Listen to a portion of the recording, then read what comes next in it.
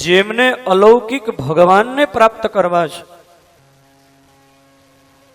એવા ભગવદીય વૈષ્ણવો માટે મહાપ્રભુજીએ શ્રીમદ ભાગવતજીના 5 ફળ આપ્યા છે. જેને કેવલ અને કેવલ ભગવાનને જ પ્રાપ્ત કરવા છે, ભગવાનને જ પ્રેમ કરવો છે, અલૌકિક કૃષ્ણને પામવા છે, એવા લોકો માટે શ્રીમદ ભાગવતજીના મુખ્ય 5 ફળ છે.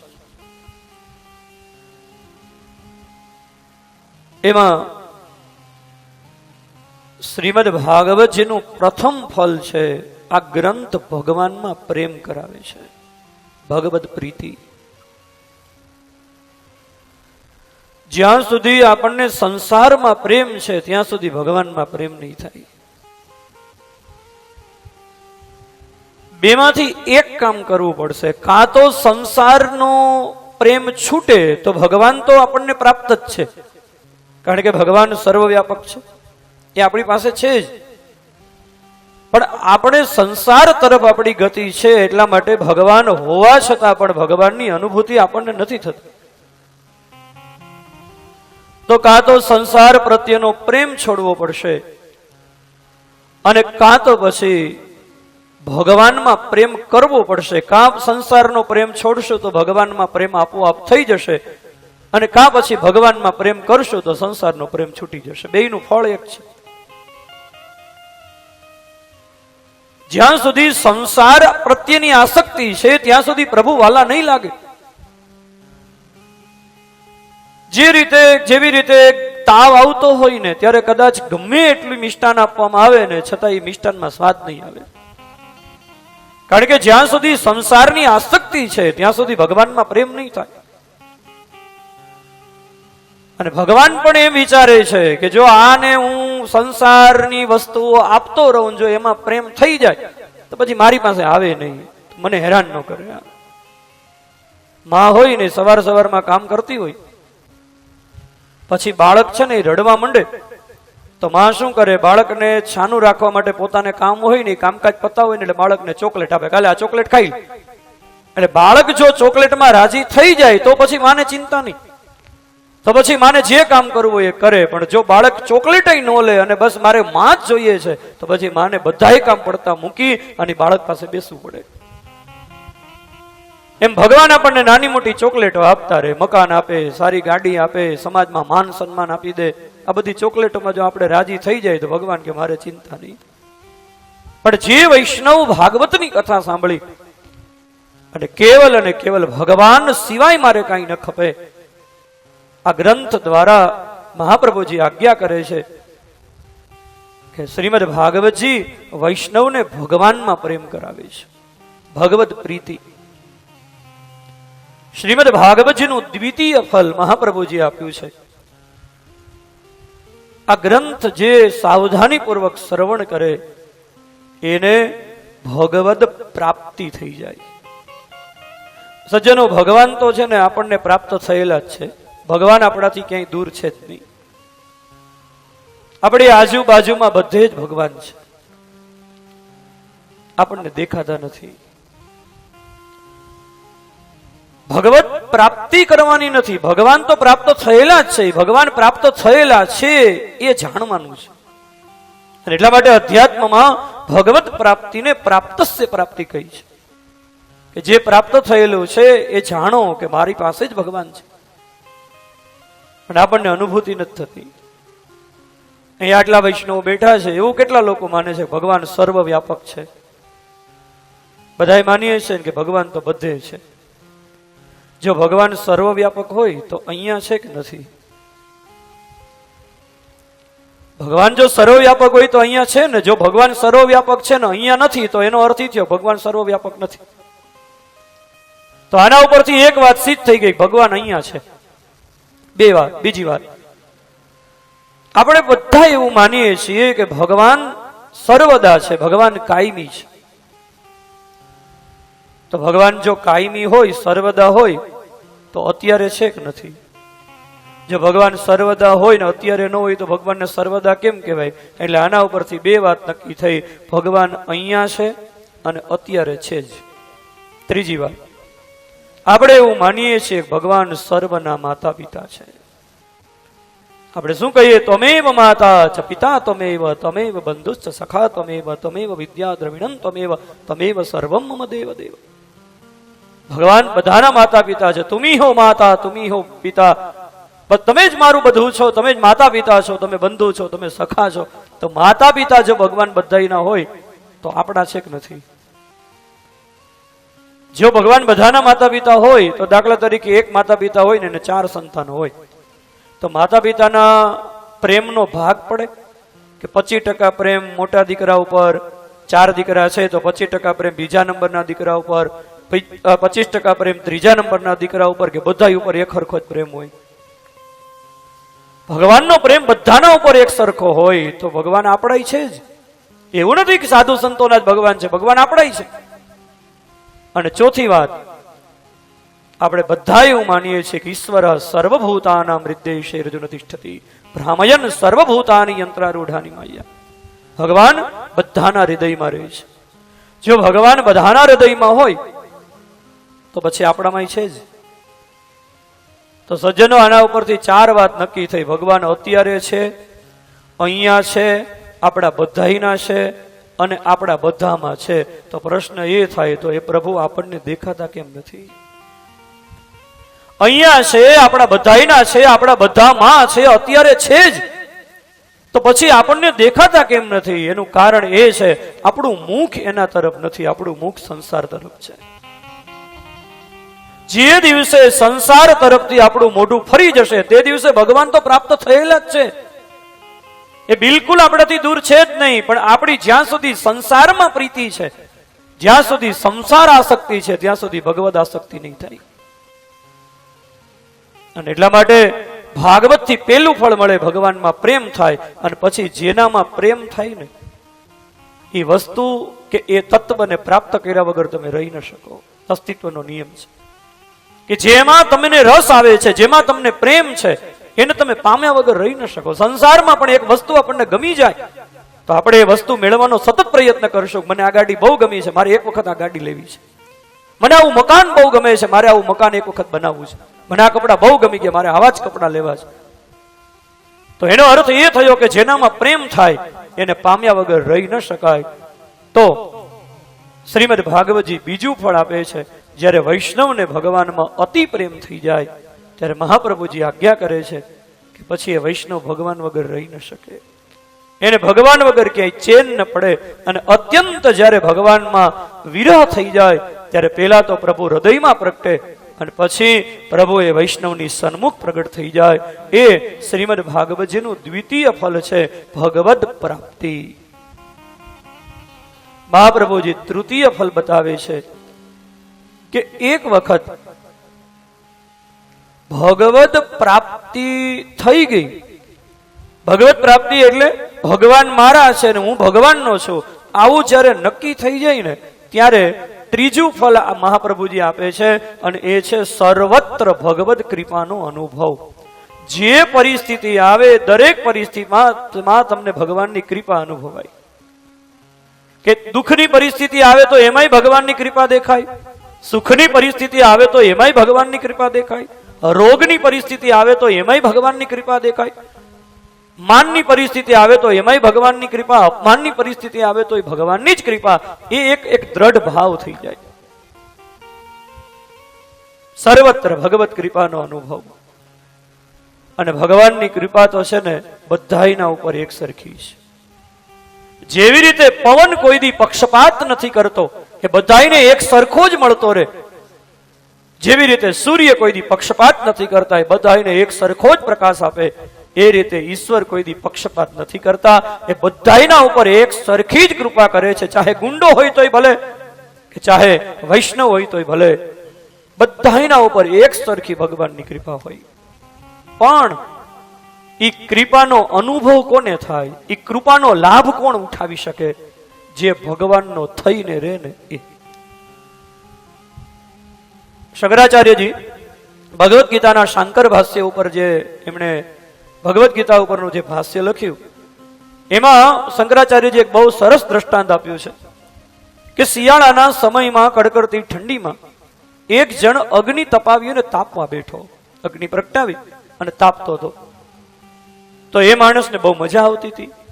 તો એ અગ્નિથી અડધો કિલોમીટર દૂર કોઈ દૂર ઉભો હતો અને ઉભો હોય એમ કહેતો હતો કે અગ્નિ પક્ષપાતી છે, અગ્નિ પક્ષપાત કરે છે, પેલાની ઠંડી દૂર કરે છે, મારી ઠંડી અગ્નિ દૂર નથી કરતા. ત્યારે અગ્નિએ શું કહ્યું, હું તારી ઠંડી દૂર કરવા તૈયાર છું, મને પક્ષપાત નથી, પણ તું મારી પાસે આવીને બેસ તો મારા તાપનો અનુભવ થાય ને. એમ ભગવાનની કૃપા એક સરખી બધાના ઉપર છે, પણ ભગવાન કે તું મારી પાસે આવ, મારો થઈને રે તો મારી કૃપાનો અનુભવ તને થાય. જેટલા જેટલા ભગવાનના બની જાય એને ભગવાનની કૃપા દેખાય. અને કૃપા એટલે માત્ર ને માત્ર ખાલી સુખની જ પરિસ્થિતિ હોય એ જ કૃપા નથી. કૃપા એટલે કઈ માત્ર ને માત્ર અનુકૂળ પરિસ્થિતિ એ જ કૃપા નથી. કૃપા તો એ છે કે જે પરિસ્થિતિ આવે એ પરિસ્થિતિ મારા હિતની જ હોય, એ ભગવાનની કૃપા છે. અને એ અનુભૂતિ વૈષ્ણવને થાય. હું હરિનો હરિ છે મમ રક્ષક, એ ભરોસો જાય નહીં, કૃષ્ણ કરે તે ઠીક કરે છે, એ વિશ્વાસ બદલાય નહીં. જે પરિસ્થિતિ આવે દરેક પરિસ્થિતિ મારા હિતની જ છે, મારી ઉપર કૃપા જ છે ભગવાન. કોઈ મારું અપમાન કરે તો એમાંય ભગવાનની કૃપા છે. સારું થયું ભગવાન મને દુઃખ આપ્યું, મને ભગવાન વધારે યાદ તો આવશે, ભગવાનનું સ્મરણ તો વધારે થશે, એ કૃપાનો અનુભવ થવા લાગે. મહાપ્રભુજી શ્રીમદ ભાગવતજીનું ચતુર્થ ફલ આપે છે. એક વખત ભગવત પ્રીતિ થઈ, ભગવત પ્રાપ્તિની અનુભૂતિ થઈ અને સર્વત્ર ભગવત કૃપાનો જ જ્યારે અનુભવ થવા લાગે ત્યારે વૈષ્ણવને ચતુર્થ ફળ મળે. અને એ ફળ છે નિર્ભયતા. પછી એને સંસારની કોઈ પણ પરિસ્થિતિનો ભય જ ન હોય. સજ્જનો ભય ક્યાં સુધી છે? જ્યાં સુધી એમ લાગે છે ને કે હું એકલો છું ત્યારે જ પરિસ્થિતિનો, મૃત્યુનો, દરેકનો ભય લાગે. પણ જ્યારે એક દ્રઢ મનોભાવ વૈષ્ણવના મનમાં થઈ જાય કે હું એકલો નથી, મારા ભગવાન મારી સાથે છે, ત્યારે પછી કોઈ વસ્તુનો ભય સંભવ જ નથી. પ્રહલાદ કેટલા નિર્ભય. આવતીકાલે પ્રહલાદજીની કથા આવશે. પ્રહલાદજીને હેરાન કરવા માટે એમના પિતા હિરણ્યકશિપુએ કંઈ બાકી ન રાખ્યું, પણ પ્રહલાદજીમાં બિલકુલ ભય જ નહીં. નિર્ભય થઈ અને પ્રહલાદજી અગ્નિમાં બેસી જાય. નિર્ભય થઈ અને પ્રહલાદજી એક સર્પના ભરેલા કૂવામાં પડી જાય, ડુંગર ઉપરથી પછાડવામાં આવે, પણ છતાંય પ્રહલાદનું મુખ હસતું નસતું, કારણ કે વિશ્વાસ હતો કે હું એકલો નથી, મારા ભગવાન મારી સાથે છે. મીરાબાઈના દિયર, મીરાબાઈનો દિયર રાણો એનું નામ હતું. બધા જ રાજાઓ રાણા કહેવાતા હતા, મહારાણા વગેરે. તો એ મીરાબાઈના દિયર રાણાએ મીરાબાઈને મારવા માટે થઈને ઝેર મોકલ્યું. અને એમ કહેવાય છે કે મીરાબાઈના દિયરે મીરાબાઈને ઝેર આપીને મારી નાખવા માટે થઈને એક પ્યાલામાં ઝેર ભર્યું. દાસીને કીધું કે મીરાબાઈને કહેજો કે દ્વારિકાથી, શ્રી વૃંદાવનથી બાંકે બિહારીજીનું ચરણામૃત આવ્યું છે અને ચરણામૃત તમે પી જાઓ. એ દાસી સોનાના પ્યાલામાં ઝેર લઈ અને આવે છે અને મીરાબાઈને એમ કહે છે કે મીરાબાઈ, વૃંદાવનથી એક મહાત્માજીએ તમારા માટે બાંકે બિહારીજીનું ચરણામૃત મોકલ્યું છે, આ ચરણામૃત તમે લઈ લો. મીરાબાઈએ પ્યાલામાં જોયું તો ઝેર હતું. મીરાબાઈએ કીધું કે આવું નીલા રંગનું કેમ છે, આવું શ્યામ શ્યામ કેમ દેખાય છે આ ચરણામૃત? એટલે પેલી દાસીએ કહ્યું, મીરાબાઈ, બાંકે બિહારીજીનું ચરણામૃત છે અને બાંકે બિહારીજી શ્યામ છે અને એટલા માટે થઈને એના ચરણનું ચરણામૃત છે એટલે શ્યામ દેખાય છે. દાસીએ મીરાબાઈને શંકા ન જાય એટલે એમાં તુલસી પત્ર મૂક્યું હતું. મીરાબાઈ એને દાસીને કીધું કે મને ખબર છે કે આ ચરણામૃત નહીં પણ આ ઝેર છે, પણ તે પ્રભુનું ચરણામૃત આને કહ્યું અને આમાં તુલસી પત્ર મૂક્યું એટલે હવે આ ભગવાનનો પ્રસાદ થઈ ગયો. અને મને મારા ભગવાન ઉપર વિશ્વાસ છે કે ભગવાનનો પ્રસાદ કોઈ દિવસ દુઃખ ના આપે. ભગવાનનો પ્રસાદ તો દુઃખ હરે. ભગવદ્ ગીતામાં ભગવાને કહ્યું છે, પ્રસાદે સર્વ દુઃખાનામ હાનિરસ્ય ઉપજાયતે. ભગવાનનો પ્રસાદ તો દુઃખને હરી લે. અને મીરાબાઈ નિર્ભયતાથી ઝેર પી ગયા. પરિણામ શું આવ્યું? ઝેર પીધા પછી પણ મીરાબાઈને કંઈ ન થયું. આ નિર્ભયતા છે, આ અભયત્વ છે અને બહુ મોટી સંપત્તિ છે. ભગવાને ભગવદ્ ગીતાની અંદર જે દૈવી સંપત્તિ 16મા અધ્યાયમાં બતાવી, એમાં દૈવી સંપત્તિમાં પહેલી સંપત્તિ અભયત્વ બતાવી છે. અભયત્વમ સંશુદ્ધિ, અભયત્વ પ્રાપ્ત થઈ જાય, નિર્ભયતા આવી જાય. મહાપ્રભુજીએ શ્રીમદ ભાગવતજીનું ચતુર્થ ફળ નિર્ભયતા બતાવ્યું, અને પંચમ ફળ છે શ્રીમદ ભાગવતજીનું સર્વત્ર નિસંશયતા. અધ્યાત્મ જગતની જેટલી શંકાઓ હોય એ બધી જ શંકાઓનું સમાધાન શ્રીમદ ભાગવતથી થઈ જાય છે. ભગવાનની કથા કેવી છે? રામચરિત માનસમાં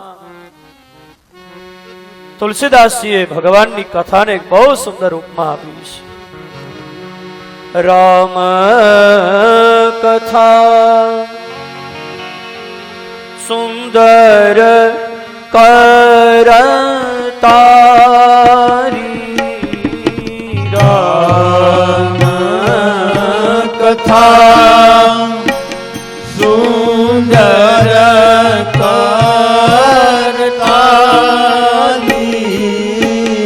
રામ કથા સુંદર કરતારી, રામ કથા સુંદર કરતારી,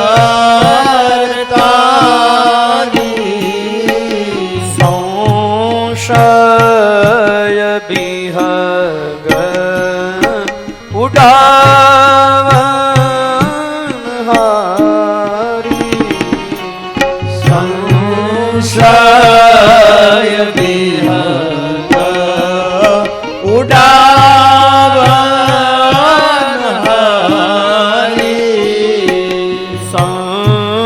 સંશય બિહગ ઉડાવન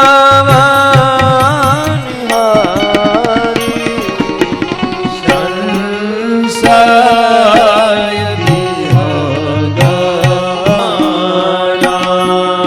કરહી તેહિ પાન, કરહી તેહિ પાન,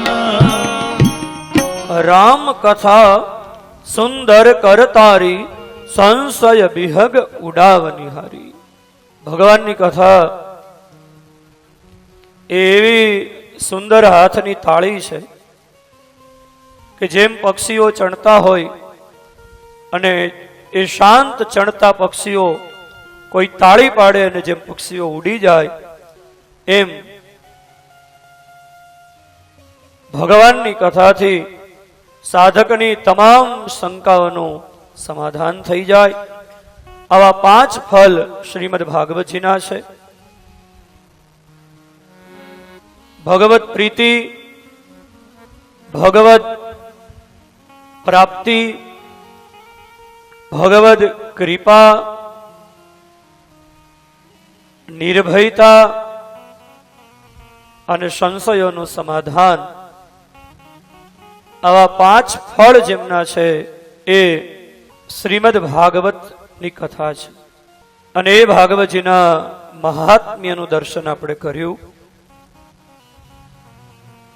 હવે શ્રીમદ ભાગવતજીનો પ્રથમ સ્કંધ એનો આરંભ થાય છે. ભાગવતજીનો પ્રથમ સ્કંદ અને મહાપ્રભુજી અધિકાર લીલા કહી છે.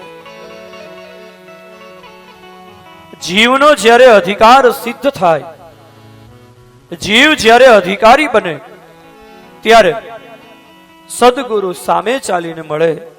જીવ જ્યારે અધિકારી બને, પાત્રતા સિદ્ધ થાય, ત્યારે આપોઆપ ભગવાનની કૃપા થાય. એ બતાવવા માટેનો આ સ્કંદ છે, જેમાં પરીક્ષિત ઉપર સામે ચાલી અને સુખદેવજી મહારાજની કૃપા થઈ છે. શ્રીમદ ભાગવતજીના પ્રથમ સ્કંદના 19 અધ્યાય છે, 880 શ્લોક છે, 60 વખત ઉવાચ મંત્ર આવે છે આ પ્રથમ સ્કંદની અંદર. એ શ્રીમદ ભાગવતજીના પહેલા સ્કંદમાં આવો પ્રવેશ કરીએ. શ્રીમદ ભાગવતજીના પ્રથમ સ્કંદના પ્રથમ અધ્યાયનો પ્રથમ શ્લોક. ભાગવતજીનું અનાગ્રહી મંગલાચરણ છે. અનાગ્રહી એટલે કોઈ સ્વરૂપ વિશેષનો આગ્રહ નહીં, સત્ય સ્વરૂપ પરમાત્માનું ધ્યાન પેલા શ્લોકની અંદર કર્યું છે. જન્માદ્યસ્ય યતોન્વયાદિતરતઃ ચારથેષ્વભિઘ્નસ્વરા તેને બ્રહ્મ હૃદય આદિ કવજે મુહ્યન્તિ સૂરયઃ તેજોવારી મૃદામ યથા વિનિમયો યત્ર ત્રિસર્ગો મૃષા ધામ્ના સ્વેન સદા નિરસ્તકુહકં સત્યં પરમ ધીમહિ સત્યં પરમ ધીમહિ જન્માદ્યસ્ય યતોન્વયાદિતરતઃ જેનાથી જન્માદ્યસ્ય જેનાથી આખા જગતનો જન્મ પાલન અને સંહાર થાય છે.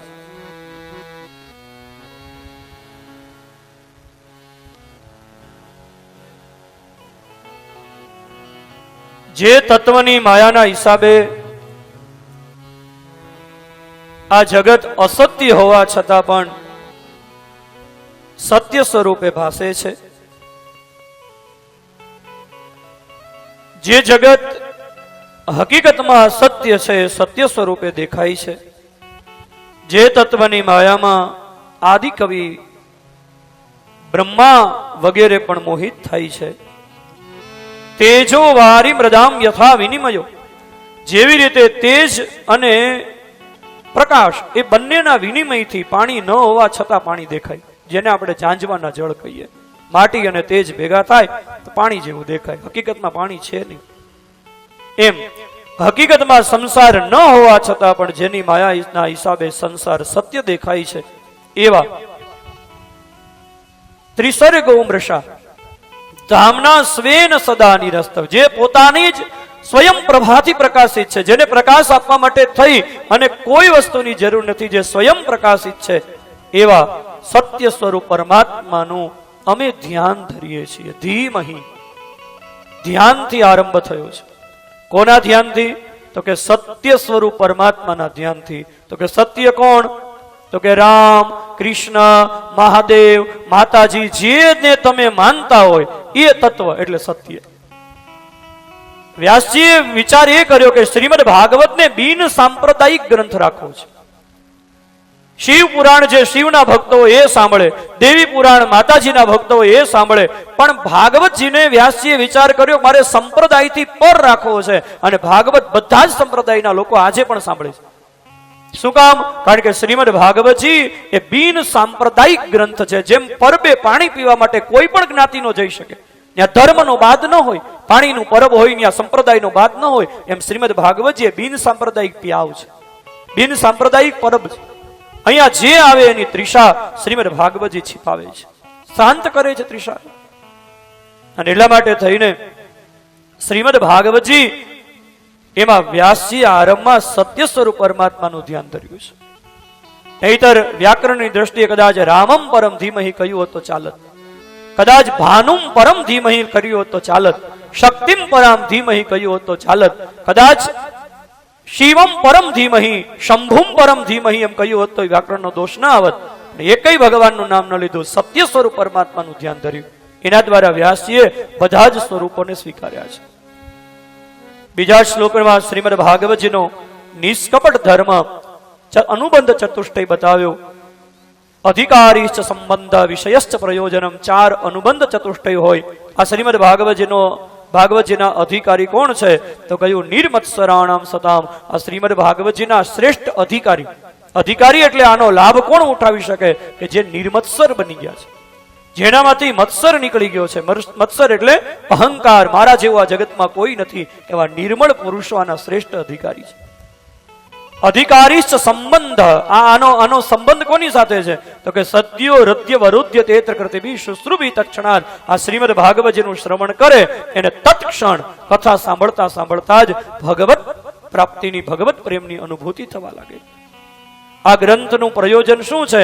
તો કહ્યું ધર્મ પ્રોજ્જિત કૈતવોત્ર પરમો, નિષ્કપટ ધર્મનું નિરૂપણ એ આનું પ્રયોજન છે. આ શ્રીમદ ભાગવતજીના અનુબંધ ચતુષ્ટય બતાવ્યું. શ્રીમદ ભાગવતજી નું ફલ છે તાપત્રયોન્મૂલનમ. પછી 3જા શ્લોકની અંદર શ્રીમદ ભાગવતજીને વેદરૂપી વૃક્ષનું પરિપક્વ ફલ કહ્યું. નિગમ કલ્પતરોરો ગલિતમ ફલમ શુકમુખાદમૃત દ્રવ્ય સંયુતમ પીબત ભાગવતમ રસમાલયમ મુહુરૌર્ષિકા વિભાવુકા. વ્યાસજી આરંભમાં જ કહી દીધું કે હે ભાવુકો, હે રસિકો, વારંવાર આનું પાન કરતા રહો, કારણ કે આ વેદરૂપી વૃક્ષ છે ને એનું પરિપક્વ ફલ છે. વેદને ફળ આવ્યું ત્યારે ભાગવત રૂપી ફળ આવ્યું છે. અને આ ફળ કોઈ સામાન્ય નથી. કેવું છે? રસમાલયમ, રસનો ભંડાર છે. જેવી રીતે વિદ્યાર્થીઓ જ્યાં રહેતા હોય એને વિદ્યાલય કહેવાય, જ્યાં ભોજન થતું હોય એને ભોજનાલય કહેવાય, છાત્રાલય કહેવાય, જ્યાં દવાઓ થતી હોય એને રૂગ્ણાલય કહેવાય, એવી રીતે આ રસાલય છે, આ રસનું ઘર છે, આ રસનો ભંડાર છે. અને આ ફળ તો છે, પણ ફળ હોય ને એમાં છાલ હોય, પછી છાલ હોય, એમાં બી હોય, આંબો હોય તો આંબાની કેરી આવે તો કેરીમાં છાલય હોય, ગોટલોય હોય. પણ આ વેદરૂપી વૃક્ષનો જે આંબાને જે આ ફળ આવ્યું, આમાં છાલ નથી, આમાં ગોટલો નથી, આખો રસથી જ ભરેલો છે. પેલા ફળનો રસ છે એ મુખથી પીવાનો હોય, આ ભાગવત રૂપી રસને કાનથી પીવાનો છે. હે રસિકો, વારંવાર આનું પાન કરો. અને પછી કથાનો આરંભ કરતા સવનકાદિ મુનિઓ નૈમિષારણ્યમાં 1000 વર્ષ સુધીનું એક સત્ર કરતા હતા. આ સત્ર કરતા કરતા ઋષિઓની પાસે સમય વધ્યો. એક દિવસ પ્રાતઃકાલમાં શૌનકાદિ મુનિઓ સુતપુરાણીની પાસે આવ્યા અને સુતપુરાણીને શૌનકાદિ મુનિઓએ 6 પ્રશ્ન કર્યા. ભગવદીઓ, આ 6 પ્રશ્નના જવાબમાં આખું ભાગવત છે. જેમણે ભાગવત સમજવું હોય એને 6 પ્રશ્નો સમજી લેવા જોઈએ. શૌનકાદિ મુનિઓએ કહ્યું, મહારાજ, ત્વયા ખલુ પુરાણાની સેતિહાસાની ચાનગ આખ્યાતાનપ્યધીતાની ધર્મશાસ્ત્રાણી અન્યુતા. મહારાજ, તમે ઇતિહાસ અને પુરાણને બેયને જાણો છો. તમે ઇતિહાસ અને પુરાણ બેયનું અધ્યયન કર્યું છે. ઇતિહાસ અને પુરાણમાં ફરક શું? ઇતિહાસ છે ને એ ઘટના પ્રધાન હોય અને પુરાણ છે ને એ શિક્ષા પ્રધાન હોય. એક જ ઘટના જ્યારે શિક્ષા દેવાના ઉદ્દેશ્યથી વર્ણવવામાં આવે ત્યારે એને પુરાણ કહેવાય, પણ એ જ ઘટના યથાર્થ રૂપમાં વર્ણવવામાં આવે ત્યારે એને ઇતિહાસ કહેવાય. દાખલા તરીકે પરીક્ષિતજી ઉત્તરાના ગર્ભમાં આવ્યા અને પરીક્ષિતની ગર્ભમાં રક્ષા થઈ, એ ઇતિહાસ થઈ ગયો. પણ ભગવાને પરીક્ષિતના ગર્ભમાં જઈને પરીક્ષિતની રક્ષા કરી એમ ભગવાન આપણી પણ રક્ષા કરે એને પુરાણ કહેવાય. જેમાં શિક્ષાની પ્રધાનતા છે પુરાણ છે, જેમાં ઇતિહાસની ઘટનાની પ્રધાનતા છે એ ઇતિહાસ છે. મહારાજ, તમે ઇતિહાસ અને પુરાણોને જાણો છો, આપનું મનોમંથન કરી અને અમને એ બતાવો. તત્ર તત્રાંજસાયુષ્મન ભવતા યદ્વિ નિશ્ચિતમ પુંસામ એકાંતતઃ શ્રેયઃ તન્ન સંસીતુમર્હસી. મનુષ્ય માત્રનું પરમ કલ્યાણ શેમાં? બહુ મહત્વનો પ્રશ્ન છે. શ્રીમદ ભાગવતજી એટલા માટે શ્રેષ્ઠ ગ્રંથ છે કે આ ગ્રંથની શરૂઆત બહુ મહત્વના પ્રશ્નથી થઈ છે કે મનુષ્યનું કલ્યાણ શું. સમજવાનો પ્રયત્ન કરજો. મનુષ્ય જીવનની શ્રેષ્ઠ ઉપલબ્ધિ શું? કે ભગવાને આપણને મનુષ્ય જીવન આપ્યું તો મનુષ્ય જીવનમાં આપણને શ્રેષ્ઠમાં શ્રેષ્ઠ ફળ મળી ગયું એમ ક્યારે કહેવાય? દાખલા તરીકે તમે 1 મહિનો મહેનત કરો તો મહિને મહેનત કરીને તમને પૈસા મળે તો એમ થાય કે ભાઈ આ મહેનત કરીને એનું પરિણામ આ આવ્યું. બાળક ભણે તો બાળકને 80-85% આવે તો ખબર પડે કે જો આજે ભણ્યો ને એની મહેનતનું પરિણામ આ આવ્યું. એમ મનુષ્ય જીવનનું પરિણામ શું? 100 વર્ષ જીવે પણ એનું કંઈક પરિણામ તો આવવું જોઈએ ને. એનું કંઈક ફળ તો મળવું જોઈએ ને. બહુ મહત્વનો પ્રશ્ન છે, ધ્યાનપૂર્વક સાંભળજો. મનુષ્ય જીવનનું શ્રેષ્ઠ ફળ શું? શૌનકાદિ મુનિઓએ બીજો પ્રશ્ન કર્યો, મહારાજ આ સંસારમાં ઘણા મનુષ્યો રહે છે. ભૂરીણી ભૂરી કર્માણી શ્રોતવ્યાની વિભાગશ પ્રાયેણ અલ્પાયુષ સભ્ય કલાવસ્મિન યુગે જનાઃ મંદાઃ સુમંદ મતયો મંદ ભાગ્યા યુપદ્રુતા. મહારાજ આ કળિયુગનો માણસ છે ને એનું આયુષ્ય ઓછું છે. ધીમે ધીમે ધીમે કળિયુગમાં માણસનું આયુષ્ય ઘટતું જાય છે. એક સમય એવો હતો કે આપણા વડીલો 100 વર્ષ જીવતા. હા, અને 100 વર્ષે જાય ત્યારે એમ કહેવાય પૂરું આયુષ્ય ભોગવીને ગયા. ધીમે ધીમે ધીમે આયુષ્ય ઘટતું નથી જતું. અત્યારે 70 વર્ષે કોઈ મરી જાય તો કે ભાગ્યશાળી થઈ ગયા. હા, શું કામ? આયુષ્ય ઘટતું જાય. હજી તો કળિયુગની શરૂઆત છે. આપણા સંતો તો એમ કહે છે કળિયુગ જ્યારે બહુ વધી જશે ને, હજી તો શરૂઆત છે, ત્યાં આવા બધા સૂચનો આમ બધા લક્ષણો દેખાવા લાગ્યા છે. પણ હજી તો બાળક છે કળિયુગ, ઘોડિયામાં સૂતો છે, હજી જુવાન નથી. અને કળિયુગ જ્યારે બરાબર યુવાન થશે ત્યારે માણસનું આયુષ્ય 20 વર્ષનું થઈ જશે. અને 20 વર્ષે માણસ મરે ત્યારે એમ કહેવાશે પૂરું આયુષ્ય ભોગવી ગયા. ગાય બકરી જેવડી થઈ જશે. કળિયુગ જ્યારે અતિશય વધશે, હજી તો આટલા જ દવાખાના થયા છે. કળિયુગ જ્યારે અતિશય વધશે ત્યારે ડોક્ટરો રેકડીમાં દવા લઈને શેરીમાં નીકળશે. જેમ શાકભાજી વેચાય એવી રીતે દવાઓ વેચાશે અને દવા વગર જીવન નહીં ચાલે. આ કળિયુગના બધા લક્ષણો છે. હા, પણ તમે બહુ ગંભીર ન થઈ જતા. આપણે એ દિવસો જોવાના નથી. એ તો હજી બહુ વાર છે. આપણે તો લેર કરી લેવી. કળિયુગના માણસનું આયુષ્ય ઓછું થતું જાય છે. હવે એક તો આયુષ્ય ઓછું ને એમાંય પાછો મંદાહા, મંદ બુદ્ધિ વાળો છે. કળિયુગના માણસને ભાગવતજીએ ઓછી બુદ્ધિ વાળો કહ્યો છે. કઈ રીતે કળિયુગના માણસને ઓછી બુદ્ધિ વાળો કહી શકાય? કે જે કળિયુગના માણસે મોબાઈલની શોધ કરી, જે કળિયુગના માણસે કમ્પ્યુટરની શોધ કરી, જે કળિયુગના માણસે વિમાનની શોધ કરી, જે કળિયુગનો માણસ ટેકનોલોજીમાં આટલો બધો આગળ વધતો જાય છે, એને વ્યાસજી એમ કેમ કે કળિયુગનો માણસ ઓછી બુદ્ધિ વાળો છે? હું તમને દાખલાથી સમજાવું. એક શેઠ હતા ને, એણે એમના નોકરને 10,000 રૂપિયા આપ્યા અને 10,000 રૂપિયા આપીને કીધું કે આલે આ 10,000 રૂપિયા લઈ અને તું એક સરસ મજાનો જાતવાન ઘોડો લઈ આવી. ઘોડો તો લેવાનો, પણ ભેગા ભેગા ઘોડાનો જે શણગાર હોય ને એ લેવાનો. ઘોડા ઉપર બેસવા માટે જે પાથરવાનું વસ્ત્ર, જેને પલાણ કહેવાય, પલાણ લેવાનું. પછી ઘોડા ઉપર સવારી કરીએ ત્યારે જ્યાં પગ રાખવાનો એને પેગડા કહેવાય, પેગડા લેવાના. ઘોડાને કાબુ રાખવા માટે, કાબુમાં રાખવા માટે લગામ લેવાની. આ બધું ભેગું લેવાનું. તો ઓલો 10,000 રૂપિયા લઈને નીકળો. ધ્યાનથી સાંભળજો. વિચાર કર્યો પેલા શણગાર લઈ લો, પછી ઘોડો લઈશ. ઘોડાવાળા શણગારવાળા દુકાને આવ્યો. એક પલાણ આપો. સરસ પલાણ લીધું. સરસ મજાના પિત્તળના પેગડા લીધા. સરસ મજાની હીરે ગોથેલી લગામ લીધી. એકાદો શણગાર લીધો. ક્યાંક વરઘોડામાં ઘોડો લઈ જાવ હોય તો પગમાં બાંધવાના ઘૂઘરા લીધા. આ બધો શણગાર લઈ લીધો. ઓલાને પૂછ્યું કેટલા રૂપિયા થયા?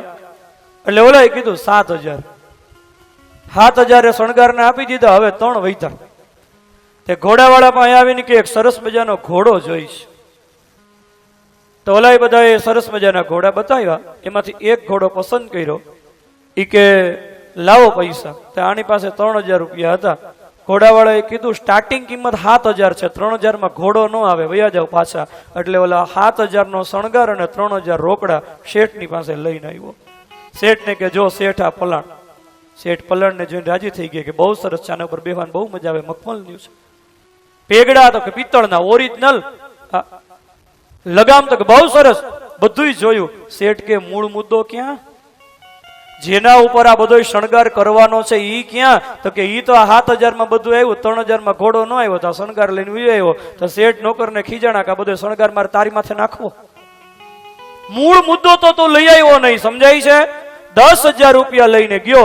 શેઠ કે તું શણગાર કદાચ ન લઈ આવ્યો તો હાલત, પણ મૂળ મુદ્દો તો લઈ આવવો જોઈએ. એમ કળિયુગના માણસે શણગાર બધોય લીધો છે, પણ મૂળ મુદ્દો ભૂલી ગયો છે. એટલા માટે કળિયુગનો માણસ ઓછી બુદ્ધિ વાળો છે. એ બધું ભેગું કરે છે, પણ જેના માટે અહીંયા આવ્યો છે ઈ કામ નથી કરતો. એટલા માટે કળિયુગનો માણસ ઓછી બુદ્ધિ વાળો. મંદાહા સુમંદ મતયો. ભાગવતજી કહે છે એક તો કળિયુગના માણસનું આયુષ્ય ઓછું, એમાં પાછી મંદ બુદ્ધિ, અને એમાંય કળિયુગનો માણસ પાછો આળસુ. હવે એમાં એની પાસે ક્યાં જાજો સમય છે? કેટલી જિંદગી તો ઊંઘમાં વહી જાય. આપણે કેટલી ઊંઘ કરીએ. હમણાં એક દિવસ હું બેઠા બેઠા ગુણાકાર કરતો હતો કે કોઈ 90 વર્ષના દાદા હોય તો એ પોતાના જીવનમાં કેટલી કલાક ઊંઘ કરી હોય. એને ગુણાકાર કરતા જાજો. એક તંદુરસ્ત માણસ દર 24 કલાકે 8 કલાક ઊંઘે. તંદુરસ્ત હોય તો. ઘણા કુંભકર્ણનો અવતાર હોય તો 12 કલાક હોતા હોય, પણ 8 કલાક તંદુરસ્ત માણસને ઊંઘ જોઈએ. રાત્રે 10 વાગે સુવે, સવારે 6 વાગે ઉઠી જાય સરેરાશ. પછી બાળપણમાં વધારે ઊંઘ હોય તો પછી યુવાનીમાં થોડી કામકાજમાં ઓછી ઊંઘ થતી હોય, પછી ઘટપણમાં વધારે થાય, તો સરેરાશ 8 કલાક ઊંઘ હોય. તો 24 કલાકે 8 કલાકની ઊંઘ એટલે એક દિવસે 8 કલાક માણસ સુવે તો 30 દિવસે કેટલી કલાક થાય? 1 કલાકની 8, એક દિવસની 8 કલાક તો 30 દિવસની કેટલી થાય? 30 ગુણ્યા 8 બરાબર 240 કલાક એક મહિને ઊંઘ થાય. તો 240 કલાકને દિવસોમાં ડાયવર્ટ કરવા હોય તો 240 કલાકના દિવસ કેટલા થાય? 24 કલાકનો એક દિવસ તો 240 કલાકના 10 દિવસ થાય. એટલે એક મહિને 10 દિવસની જેટલી કલાકો થાય એટલી કલાક આપણે ઊંઘ કરીએ. તો દર મહિને 10 દિવસ તો વર્ષે કેટલા?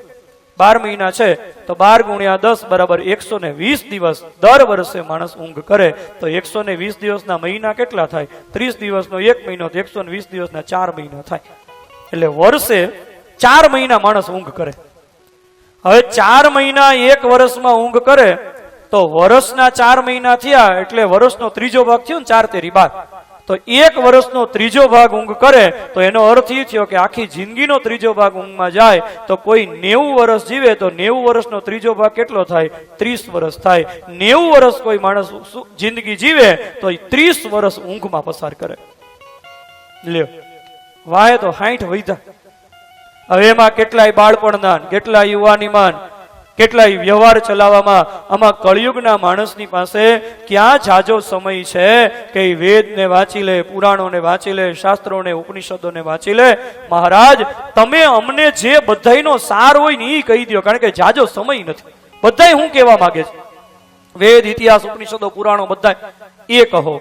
શૌનકાદિ મુનિઓએ ત્રીજો પ્રશ્ન કર્યો.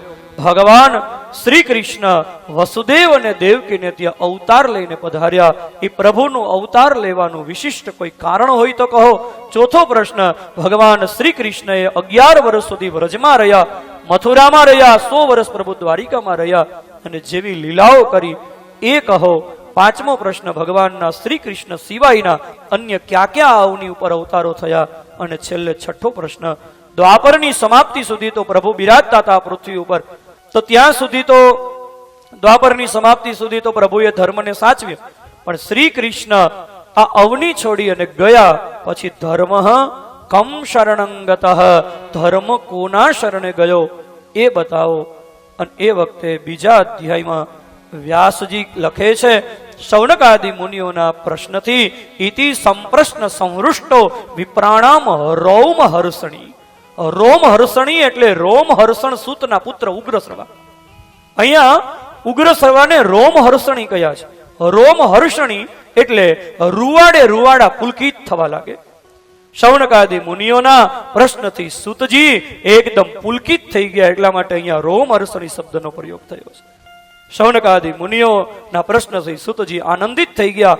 હવે એકદમ હૃદયની અંદર કથાનો સાગર ઘૂઘવાટા મારવા માંડ્યો. પ્રશ્નનો જવાબ આપો હતો. સૂતજી શૌનકાદિ મુનિઓને કથા કહેતા પહેલા મંગલાચરણ કર્યું. શ્રી સુખદેવજી મહારાજને વંદન કર્યા 2 શ્લોકમાં. એક શ્લોકની અંદર નરનારાયણ, સરસ્વતી માતાજી અને વેદવ્યાસને પ્રણામ કરી અને શૌનકાદિ મુનિઓના પ્રશ્નનો સૂતજી જવાબ આપે છે. અહીંથી ભાગવતનો આરંભ થાય છે.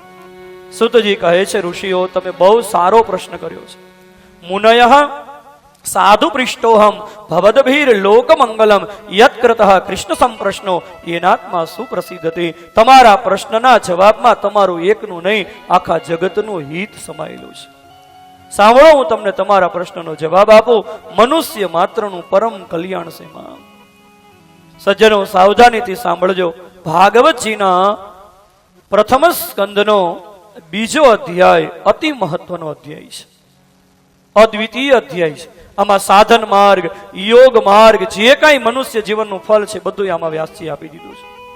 પહેલા સ્કંદનો 2 અધ્યાય ને બીજા સ્કંદનો 1 અધ્યાય બહુ મહત્વના અધ્યાયો છે. અહીંયા ભાગવતજી જવાબ આપે છે કે મનુષ્ય જીવનનું પરમ ફળ શું. મેં કહ્યું એ પ્રમાણે મહેનત કરતા હોય તો મહેનતના પ્રમાણમાં કંઈક ફળ તો મળવું જોઈએ કે ભાઈ મેં આ મહેનત કરી મને આટલું ફળ મળ્યું. વિદ્યાર્થી ભણે કંઈક પરિણામ તો આવવું જોઈએ ને. એ માણસના જીવનનું ફળ શું? મનુષ્ય જીવન લીધા પછી એનું પરિણામ શું આવે? સાચું પરિણામ કયું કહેવાય? ઉત્તમમાં ઉત્તમ પરિણામ કયું? અને આ પ્રશ્ન આપણને બધાને થવો જોઈએ કે મનુષ્ય જીવનની શ્રેષ્ઠ ઉપલબ્ધિ શું છે, મનુષ્ય જીવનનું પરિણામ શું છે. અને એ જો આપણને ખબર ન હોય ને તો ગમે એટલું જીવીએ ને બધું નકામું છે. આપણને એ તો ખબર હોવી જોઈએ ને કે આપણે શું કામ જીવી રહ્યા છીએ. હું ઘણી વાર કથામાં કહું કે કોઈ આપણા સંબંધી આપણને સામા મળે અને આપણને પૂછે કે કેમ છો, તો આપણે શું કહીએ? બહુ મજામાં. મજામાં ન હોય તો કેવું પડે તો મજામાં જ. કદાચ બીજો પ્રશ્ન કરે, આવું કોઈ પૂછે નહીં, પણ કદાચ આપણને કોઈ પૂછે કે તમે જીવો છો, તો આપણે શું કહીએ? ભાઈ આ જીવીએ છીએ ને એટલે તમારી સામે ઊભા છે. પણ આવું કોઈ પૂછે નહીં, પણ કદાચ કોઈ પૂછે કે તમે શું કામ જીવો છો, તો તમે શું જવાબ આપો?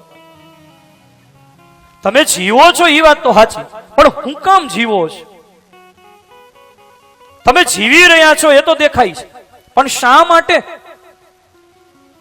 તો ઘણાને આપણે પૂછીએ હું કામ જીવો છો, તો હું કે એ ભગવાને જીવન દીધું છે ને તો ખાઈ પી લેવું, ખાધું પીધું ખંભે આવે. શું કે ખાધું પીધું ખંભે આવે, એટલે ખાધું પીધું ખંભે આવે પણ કોકના ખંભે આવે. છેલ્લે ઉપાડવા વાળા કહે વજનદાર બહુ છે એટલે ખાધું પીધું ખંભે આવે એમ કોકને. મનુષ્ય જીવન ખાવા પીવા માટે છે. એ માણસનું જીવન જો ખાવા પીવા માટે હોય, તમે જો એમ માનતા હોય કે ખાવા પીવા માટે જીવન મળ્યું છે, તો આપણે જ વધી વધીને શું ખાધું હોય? અહીંયા આટલા વૈષ્ણવ, આટલા ભગવદીઓ બેઠા, તમે વધુમાં વધુ કેટલા રૂપિયા વાળી થાળી તમે જમ્યા હશો? હોટેલમાં કદાચ આપણે જમવા ગયા હોય, કોઈ સારા બહુ કરોડાધિપતિ માણસને ત્યાં પ્રસંગમાં ગયા હોય તો 5,000 રૂપિયાથી એનાથી વધારે થાળી હોય નહીં ને. કદાચ હાલો ને 5,000 નહીં 10,000 વાળી કદાચ થાળી આપણે ખાધી હોય, એનાથી વધારે ન ખાધી હોય ને. ગીરના જંગલમાં એક સિંહ ભેંસને મારી નાખે ને એટલે 1.5 લાખની થાળી થાય. આવી થાળી આપણે 1.5 લાખની થાળી ખાધી. આપણા કરતા પશુઓ આપણાથી વધારે કિંમતી ખાય. આપણને જેટલી હાટાન જલેબીમાં જેટલી મજા લઈએ ને, તમે આપણે મીઠાઈ ખાતા હોય અને સરસ મજાનું જમતા હોય તો આપણને કેટલો આનંદ આવતો હોય. ભૂંડ ગટર ખાતો હોય ત્યારે તમે જોજો એને એટલી જ મજા આવતી હોય. તો ખાવા પીવામાં મજા લેવી એ મનુષ્ય જીવન છે. ખાવા પીવામાં તો પશુઓ મજા લે છે. તો કદાચ આપણે એમ કહીએ કે ભાઈ જીવન મળ્યું છે તો પછી સંસારને વધારો, કુટુંબ પરિવારને વધારો, વંશ વૃદ્ધિ કરો, વિષયોને ભોગવો. તો વિષયોને ભોગવવામાં, વંશ વૃદ્ધિ કરવામાં જો મનુષ્યતા હોય તો વિષયોને તો પશુઓ ભોગવે છે. અને કૂતરાઓનો વંશ વર્ષોથી આવેલો આવે છે. વાલ્મીકી રામાયણમાં રામના વખતમાં કૂતરા હતા. વાલ્મીકી રામાયણમાં કૂતરાની કથા આવે છે. એક કૂતરું રસ્તામાં સૂતું હતું ને એક માણસ ચાલ્યો જતો હતો, વગર વાકે કૂતરાને પાટું માર્યું. એમાં ભગવાન રામ ત્યાં નીકળ્યા. તે કૂતરાએ રસ્તામાં ભગવાન રામની પાસે ન્યાય માંગ્યો, મને ન્યાય આપો, મારો વાંક નથી, એના છતાંય માણસે મને પાટું કેમ માર્યું? અને ભગવાન રામ એનો ન્યાય કરાવે છે. તો એનો અર્થ એ થયો કે 1,00,000 વર્ષ પહેલા રામ જન્મ થયો તો 1,00,000 વર્ષ પહેલા કૂતરા હતા ને અત્યારે છે તો કૂતરાઓનો વંશ તો હાલ્યો જ આવે છે. તો એ તો કૂતરાઓમાં વંશ વૃદ્ધિ થાય છે, પશુઓમાં વંશ વૃદ્ધિ થાય છે. તો એ કઈ થોડી મનુષ્યતા છે? તો કદાચ આપણે એમ કહીએ કે મનુષ્ય જીવન છે તો સૂઈ લેવું. સુવામાં તો પશુઓ સુવે છે. આહાર નિદ્રા ભયમૈથુનંચ સામાન્ય મેતર પશુભિર નરાણામ ધર્મો હિ તેષામ અધિકો વિશેષો ધર્મેણ હીના પશુભી સમાના. શાસ્ત્રકારો કહે છે ખાવું, વિષયોને ભોગવવા, ઊંઘ કરવી અને ભય, આ ચાર વસ્તુ તો પશુઓમાંય છે. અને આ ચાર જ વસ્તુમાં જો જીવન પૂરું થઈ જાય, ખાવામાં મજા લેવી, ઊંઘવામાં મજા લેવી, વિષયોને ભોગવવામાં મજા લેવી અને ભયમાં જો જીવન પૂરું કરી નાખીએ તો એ શરીર મનુષ્યનું થયું, જીવન તો પશુનું થયું, કારણ કે એ તો પશુમાંય છે. તો મનુષ્ય તરીકે આપણને ભગવાને મનુષ્ય જન્મ આપ્યો, તો આપણું કંઈક પશુ કરતા વિશેષ કર્તવ્ય તો હોય ને. જીવે તો ઝાડવાય છે, ઝાડવાય જીવે છે, એમાંય જીવ છે, તમે કાપી નાખો એટલે પાછું ઝાડ કોળે. તો મનુષ્ય જીવન ભગવાને આપણને દીધું છે, તો એનામાં મનુષ્યતા તરીકેની આપણી સાર્થકતા શેમાં છે? અને સજ્જનો, જો એ જ આપણને ખબર ન હોય તો તમારી પાસે કદાચ ગમે એટલું હોય, બધું નિષ્ફળ છે. શાસ્ત્રની દ્રષ્ટિએ જેના માટે આપણને જીવન મળ્યું છે એ જો આપણામાં ન હોય, એ જેના માટે આપણને જીવનની ઉપલબ્ધિ છે એ જો ન થયું હોય તો લાખ કિલોમીટર દોડવું નકામું છે. દોડ્યા જ કરો, પૂગવાનું ક્યાં છે એ જ ન ખબર હોય તો હું દોડવાનું, દોડવાથી લાભ શું? એટલા માટે તો આપણે ત્યાં કહેવત છે ને, બહુ મોટા શેઠ હતા ને, એનો એક નોકર હતો, એનું નામ હતું હીરો. તો શેઠાણીને કહેતા હતા કે આપણો નોકર હીરો છે ને, એને આપણે ઘોઘા મોકલવો છે. તે હીરો વળી આમ થોડોક ઉત્સાહી, તો એ સાંભળી ગયો, ઘોઘા ગયો, અઠવાડિયે પાછો આવ્યો. એટલે શેઠે કીધું, હીરા ક્યાં ગયો તો કે ઘોઘા. તો કે શું કામ ગયો તો કે તમે શેઠાણીને કહેતા હતા કે હીરાને ઘોઘા મોકલવો છે એટલે હું તો જઈ આવ્યો. તો કે ગયો તો બરાબર છે, પણ ત્યાં કામ હું હતું ઈ તને કઈ ખબર છે? તો કે ઈ મને કઈ ખબર નહોતી, હું તો જઈ આવ્યો. તો કે ત્યાં તે શું કર્યું? તો કે ડેલી હાથ દઈને વયો આવ્યો. ત્યારથી કહેવત પડી ગઈ, હીરો ઘોઘે જઈ આવ્યો અને ડેલી હાથ દઈ આવ્યો. આ તો એવી જ વાત થઈ ને. કાંઈક જેના એક હોસ્પિટલે ગયેલા માણસને ખબર હોય કે હું હોસ્પિટલે શું કામ આવ્યો છું, એક હોટેલે ગયેલા માણસને ખબર હોય કે મારે હોટેલે આવવાનું કારણ શું છે, એક રેલવે સ્ટેશને ગયેલા માણસને ખબર હોય કે રેલવે સ્ટેશન ઉપર હું શું કામ આવ્યો છું. પણ અહીંયા આવ્યા પછી જો માણસને એ જ ખબર ન હોય કે હું અહીંયા શું કામ આવ્યો છું, તો એ બધું જ જીવવું નકામું છે. જીવ્યા જ કરીએ પણ સાર્થકતા તો હોવી જોઈએ ને, આઉટપુટ તો જોઈએ ને. બાળક ભણતો હોય તો કંઈક રિઝલ્ટ તો આવવું જોઈએ ને. પૈસા મહેનત કરતા હોય તો કંઈક કમાતા હોય તો મળવું તો જોઈએ ને. એમ જીવી રહ્યા છીએ તો કંઈક પરિણામ તો આવવું જોઈએ ને, શ્રેષ્ઠતમ. બસ એ મનુષ્ય જીવનની ઉપલબ્ધિ શું છે એ હવે ભાગવતજી બતાવે છે. મનુષ્ય જીવનનું આઉટપુટ શું, મનુષ્ય જીવનનું પરિણામ શું, એનું રિઝલ્ટ શું, વ્યાસજી ભાગવતજીમાં વર્ણવે છે. સવે પુંસામ પરો ધર્મો યતો ભક્તિ અધોક્ષજે અહેતુકી અપ્રતિહતા યયાત્મા સંપ્રસીદતિ વાસુદેવે ભગવતે ભક્તિ યોગ પ્રયોજિત જનયત્યાશુ વૈરાગ્યમ જ્ઞાનં ચ યદ અહેતુકમ ધર્મઃ સ્વનુષ્ઠિત પુંસામ વિશ્વક્સેન કથાસુયઃ નોત્પાદ્યેદ યદી રતિમ શ્રમ એવ હિ કેવલમ શ્રમ એવ હિ કેવલમ. મનુષ્ય જીવનનું ચરમ લક્ષ્ય એ છે કે અહીંયા આવ્યા પછી બધુંય કરતા કરતા એક મહત્વનું એક ઘટના ઘટવી જોઈએ, અને એ તમારા જીવનમાં દ્રઢ એવો ભાવ થઈ જવો જોઈએ કે હું ભગવાનનો છું અને ભગવાન મારા છે. આ તો ભગવત પ્રેમ છે. એ તો મહાપ્રભુજીએ પણ ફળ આપ્યું છે કે ભગવત પ્રીતિ થઈ જાય, ભગવાનમાં પ્રેમ થઈ જાય. ઠાકુર હમરે રમણ વિહારી, હમ હે રમણ વિહારી તે. ઠાકુર હમરે રમણ વિહારી, હમ હે રમણ વિહારી કે. ઠાકુર હમરે રમણ વિહારી, હમ હે રમણ વિહારી કે. ઠાકુર હમરે રમણ વિહારી, હમ હે રમણ વિહારી કે. સાધુ साधु सेवा धर्म हमारा, साधु सेवा धर्म हमारा, साधु सेवा धर्म हमारा, साधु सेवा धर्म हमारा, कामन दुनियादारी से, ओ कामन दुनियादारी से, ठाकुर हमर रमण विहारी, हम हैं रमण विहारी के। ठाकुर हमारे रमण बिहारी, हम हैं रमण बिहारी के।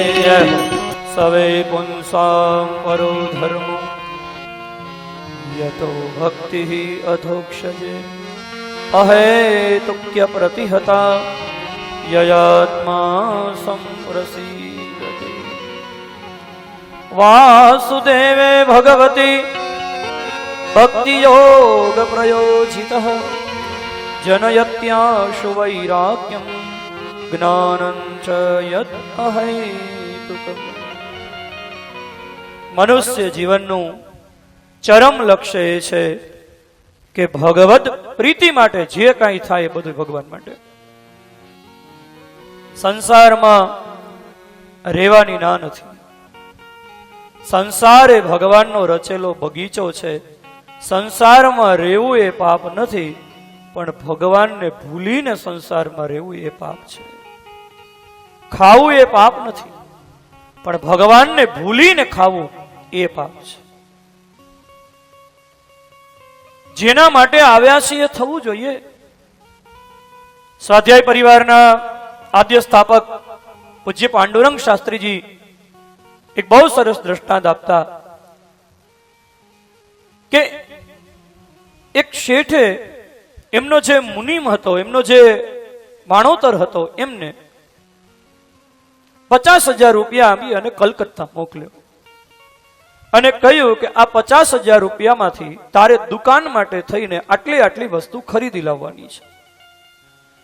એ 50,000 રૂપિયા લઈને કલકત્તા ગયો, પણ કલકત્તાની સરસ મજાની બંગાળી સાડીઓ જોઈ એમને એમના ધર્મપત્ની યાદ આવ્યા. આ સાડી લઈ જાવ તો પત્ની કેટલી રાજી થાય. તો 50,000 હતા, એમાંથી 25,000 ની એક સરસ મજાની સાડી ખરીદી લીધી. 25,000 વધ્યા તો થોડાક બાળકો માટે સરસ મજાના રમકડા લીધા, એકાદ બે જોડી પોતાના માટે કપડા લીધા, પછી થોડી બંગાળી મીઠાઈઓ લીધી. 50,000 રૂપિયા વાપરી અને પાછો વયો આવ્યો. તો શેઠે મુનિમને પૂછ્યું કે મેં તને 50,000 રૂપિયા આપ્યા હતા, તો તે સાડી લીધી, રમકડા લીધા, બંગાળી મીઠાઈઓ લીધી, એ તો બરાબર છે, પણ મેં જેના માટે તને મોકલ્યો તો એ તો થવું જોઈતું હતું કે નતું થવું જોઈતું? એમ મનુષ્ય જીવનમાં આવ્યા છીએ તો સારું મકાન બનાવીએ, સારા કપડા પહેરીએ, સમાજમાં માન પ્રતિષ્ઠા થાય, આપણું યશ વધે, એવું કાર્ય કરીએ એ જરૂરી છે, પણ એ કરતા કરતા જેના માટે આપણે આવ્યા હોય એ તો કરવું જોઈએ કે નહીં? જેના માટે આપણે અહીંયા આવ્યા છીએ એ કામ તો થવું જોઈએ. દુનિયાનો સંગીતનો બેતાજ બાદશાહ, અકબરના 9 રત્નોમાંનું એક રત્ન એટલે તાનસેન, કે જે દીપક રાગ ગાય એટલે દીવા પ્રગટવા માંડે, જે મલ્હાર રાગ ગાય એટલે વરસાદ વરસવા માંડે, આવો બેતાજ બાદશાહ સંગીતનો તાનસેન સુરદાસજીનો પરમ મિત્ર. તાનસેન અને સુરદાસ બંને મિત્રો હતા. તાનસેન હરિદાસજીના શિષ્ય હતા. એક વખત પોતાના અંતિમ જીવનમાં તાનસેન વ્રજમાં આવ્યા. વ્રજની અંદર ગુસાઈજીને મળ્યા. ગુસાઈજી એની સામે તાનસેને એવું સરસ મજાનું સંગીત પીરસ્યું, એવા રાગ અને રાગીણીઓ એવી આલાપ પૂર્વકની પીરસી. ગુસાઈજી પ્રસન્ન થઈ અને તાનસેનના સંગીતથી ખુશ થઈ અને એમ કહેવાય છે ગુસાઈજીએ તાનસેનને 10,000 રૂપિયાની એક થેલી આપી અને ભેગી ભેગી એક કોડી આપી. એટલે ગુસાઈજીને તાનસેનજીએ પૂછ્યું કે મારા સંગીતથી ખુશ થઈને તમે મને 10,000 રૂપિયા આ રોકડાની થેલી તો આપી, પણ સાથે સાથે આ કોડી તમે મને શું કામ આપી? ત્યારે ગુસાઈજીએ કહ્યું, તાનસેન, તું બાદશાહ અકબરનો કલાકાર છો અને તારા સંગીતથી ખુશ થઈ અને હું તને 10,000 રૂપિયા આપું છું, પણ આ કોડી એટલા માટે છે કે જે સંગીત અમારા શ્રીનાથજીને પ્રસન્ન ન કરી શકે એ સંગીતની કિંમત અમારા માટે 1 કોડી તુલ્ય છે, કે જે સંગીતથી અમારા પ્રભુ પ્રસન્ન થાય એ સંગીતનું અમારા માટે કોઈ મૂલ્ય નથી. સમજવાની વાત એ છે કે તમે બધું પ્રાપ્ત કરી લીધું. ભાગવતજી કહે છે ધર્મ સ્વનુષ્ઠિતા પુંસામ વિશ્વક્ષેન કથાસુય નોત્પાદ્યેત યદિ રતિમ શ્રમ એવહિ કેવલમ. તમે ગમે એટલું ધર્મ કર્મ બધું કરો, પણ જો એનાથી ભગવાન પ્રત્યેની રતિ ન થાય, ન ઉત્પાદ્યેત યદિ રતિમ, એનું આઉટપુટમાં જો પ્રેમ પ્રભુ પ્રત્યે પ્રગટ ન થાય તો કેવલ અને કેવલ શ્રમ એવહિ કેવલમ, એ કેવલ અને કેવલ ખોટી મહેનત થઈ જશે. એટલા માટે ભાગવતજી કહે છે ધર્મ, અર્થ, કામ અને મોક્ષ આ 4 પુરુષાર્થનું ફળ પણ ભગવાન જ છે. ધર્મસ્ય યાપવર્ગસ્ય નાર્થોર્થાયોપકલ્પતે નાર્થસ્ય ધર્મેકાંતસ્ય કામો લાભાય સ્મૃત કામસ્ય નેન્દ્રિય પ્રીતિ લાભો જીવેત યાવતા જીવસ્ય તત્વ જિજ્ઞાસા નાર્થો યશ્ચેહ કર્મભી. ભાગવતજી કહે છે તમે અર્થ એટલે પૈસા કમાઓ, પણ એ શેના માટે છે? અર્થ ધર્મ માટે છે. અર્થ ધર્મ માટે છે. કામ છે ને કામ, એ શેના માટે છે? ભાગવતજી કહે છે કામસ્ય નેન્દ્રિય પ્રીતિ. કામ જરૂરી છે, આપણા હૃદયની અંદર કામના હોય, ઈચ્છાઓ હોય, અપેક્ષા હોય, જરૂરી છે, પણ ઇન્દ્રિયોને લાડ લડાવવા માટે નહીં. લાભો જીવેત યાવતા, કામ છે એ જીવન જીવવા માટે જરૂરી છે. સમયસર તરસ લાગવી જોઈએ, સમયસર ભૂખ લાગવી જોઈએ, ઊંઘ આવી જોઈએ, એ જરૂરી છે, પણ એ જીવન ટકાવવા માટે થઈને. કામ ઇન્દ્રિયોને લાડ લડાવવા માટે નથી, ફાવે એમ જીવવા માટે નથી. અને જીવન શેના માટે છે? અર્થ ધર્મ માટે છે. કામ એ જીવન માટે છે, અને જીવન શેના માટે છે? જીવસ્ય તત્વ જિજ્ઞાસા નાર્થો યશ્ચેહ કર્મભી. જીવન એ તત્વને પ્રાપ્ત કરવા માટે છે.